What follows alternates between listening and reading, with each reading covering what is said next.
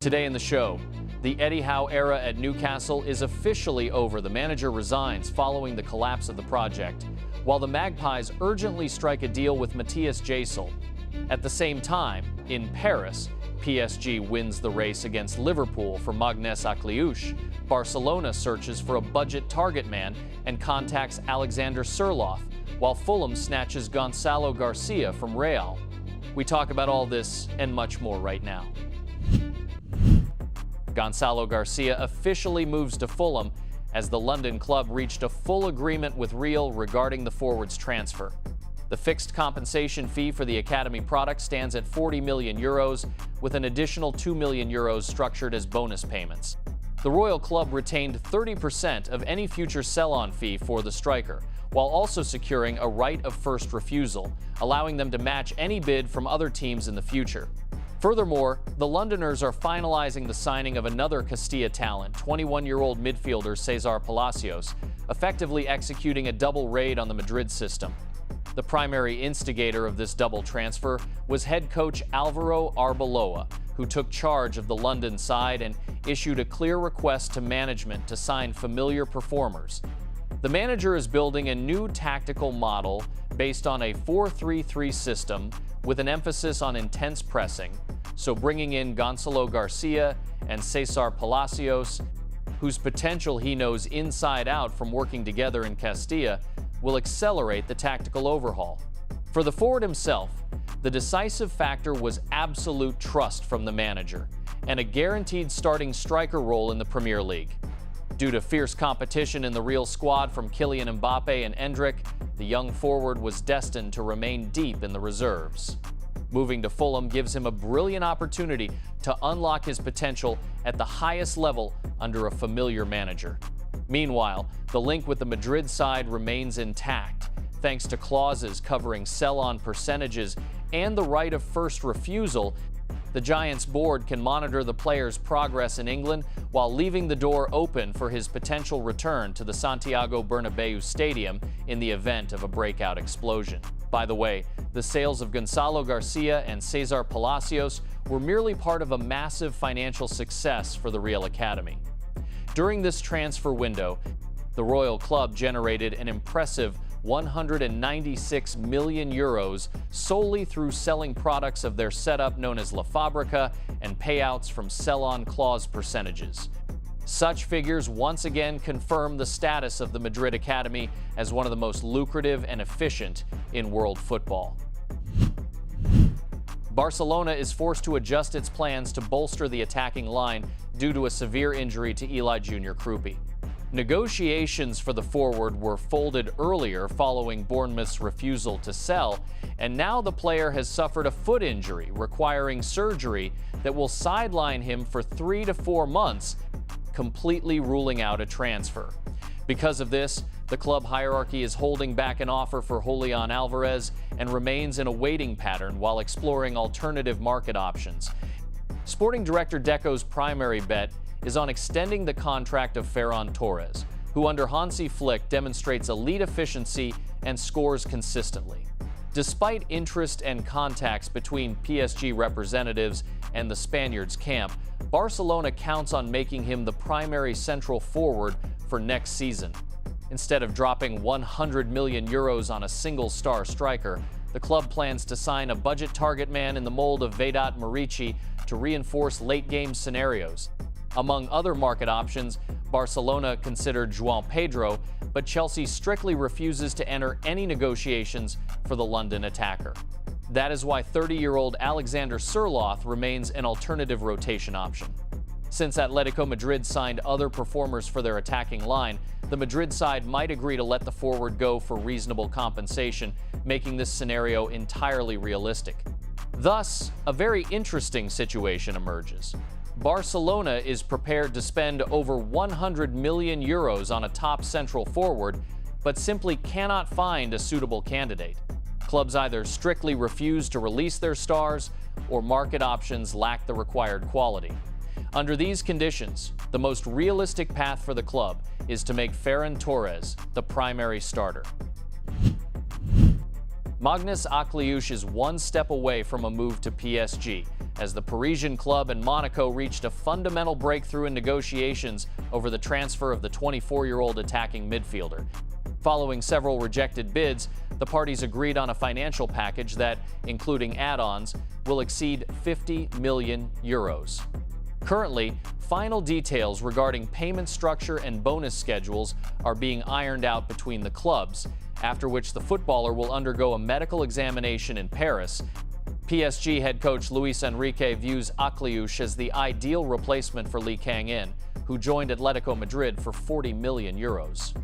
The Frenchman possesses high potential and can effectively cover both wide and central attacking roles. Despite active interest from Liverpool, who stood ready to offer the Monegasques even higher financial compensation, the player made it crystal clear to his management from the start that his sole priority is representing the Parisian giant. Personal terms on a 5-year contract through June 2031 are already fully agreed between Maghnes Akliouche and the Parisians. The footballer's own strong determination to switch clubs proved to be the decisive factor that forced the Monaco hierarchy to accept the final proposal. An official announcement regarding the long-term deal is expected in the near future. Eddie Howe has decided to step down as Newcastle manager after nearly 5 years in charge. The 48-year-old manager, who led the team to League Cup victory in 2025 and ended the club's 70-year trophy drought, informed management of his desire to take a break from football management. The primary triggers for this step were the systemic breakdown of the project and a difficult past season in which Newcastle finished a modest 12th in the Premier League and exited the Champions League in the round of 16 against Barcelona. The sales of key leaders Alexander Isak, Anthony Gordon, and Sandro Tonali, alongside uncertainty surrounding the future of Bruno Guimaraes, forced the manager to step down voluntarily to preserve his coaching reputation. The primary candidate for the vacant managerial hot seat is 38-year-old German manager Matthias Jaissle, who currently heads Al Ahly. Negotiations between the parties are at an advanced stage, as both clubs share a majority owner in Saudi Arabia's sovereign wealth fund.